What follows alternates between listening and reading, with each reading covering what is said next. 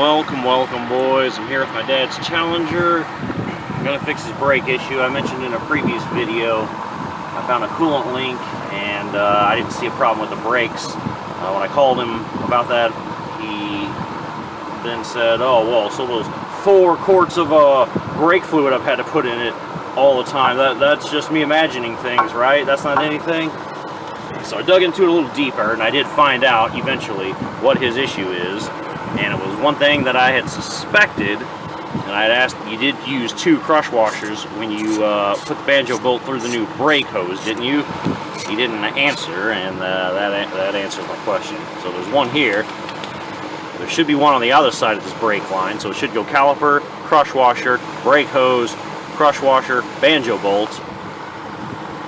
As we're about to see once I crack this open and make a mess everywhere.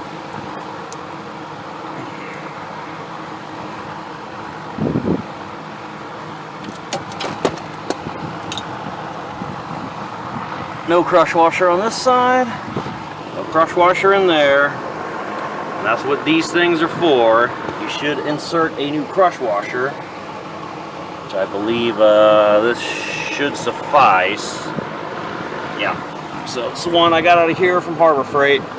So just be careful, boys. Always use 2. One's got to go on either side of the hose, so when it fits in here, it crushes and deforms into these ribs. It won't leak any more fluid into those grooves there.